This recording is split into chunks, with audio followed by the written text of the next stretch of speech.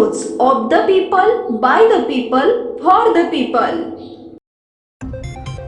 100 रुपयाचा स्टॅम्प बंद, सर्वसामान्यांना भुर्दंड, सरकारचा निर्णय।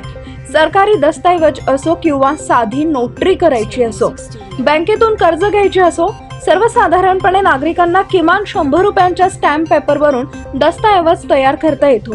100, 200 आणि 500 रुपयांच्या स्टॅम्पवर नागरिकांचा दस्तऐवज ग्राह्य धरला जात होता।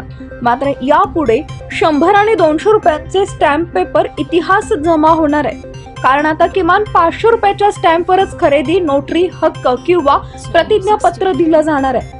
राज्य सरकारनं मुद्रांक शुल्क वाढीचा निर्णय घेतल्यामुळे महसूल विभागाकडून आता केवळ 500 रुपयांचे स्टॅम्प जारी केले जातील। त्यामुळे सर्वसामान्य नागरिकांना आर्थिक भुर्दंड बसणार आहे। राज्य शासनानं सरकारचा महसूल वाढवण्यासाठी हा निर्णय घेतल्याची माहिती आहे। तहसील किंवा महसूल कार्यालयात अवघ्या 100-200 रुपयात स्टॅम्प केले जात। वैयक्तिक कारणासह बँक व विविध कामांसाठी केल्या जाणाऱ्या प्रतिज्ञापत्रासह साठे खतानंतरचे खरेदी खत, हक्क सोडपत्रासाठी आता 500 रुपयांचे मुद्रांक शुल्क मोजावे लागणार आहे। राज्य सरकारनं लाडकी बहीण योजनेसह विविध प्रकारच्या योजनांवर कोट्यावधी रुपयांची खैरात केल्याने अन्य योजनांसाठी निधी कमी पडू लागल्याचं चित्र आहे। त्यामुळे महसुली उत्पन्न वाढवण्यासाठी मुद्रांक शुल्कात वाढ केल्याची चर्चा महसूल खात्याअंतर्गत बोलली जाते। ऐन विधानसभा निवडणुकांच्या तोंडावर सरकारनं लाडकी बहीण योजनेसाठी विविध योजनांसाठी मोठ्या प्रमाणात निधींची तरतूद केली आहे। त्यामुळे आता महसूल वाढवण्यासाठी नवनवीन प्रयोग केले जात आहेत।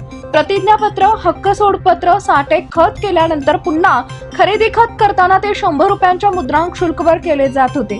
यासाठी आता 100 ऐवजी 500 रुपयांचे मुद्रांक शुल्क वापरण्यात येणार आहे। सरकारी कार्यालयातील कामांसाठी मुद्रांक शुल्क माफीचा निर्णय यापूर्वीच झालाय, त्यामध्ये कोणताही बदल झाला नसल्याची माहिती आहे। स्थावर जंगम मालमत्तेसाठीचा दस्तऐवज, कंपन्यांच्या एकत्रीकरण, पुनर्रचना, विलिनीकरण तसेच विभागणीमध्ये विद्यमान किंवा भविष्यातील मतभेद मिटवताना लवादामार्फत लेखी निर्णय दिला जातो। कंपन्यांचे भागभांडवल मोठे असल्याने त्यांच्या स्थावर जंगम मालमत्ते प्रकरणी अभिहस्तांतरणामध्ये सध्या 500 रुपये मुद्रांक शुल्क आकारणी होते।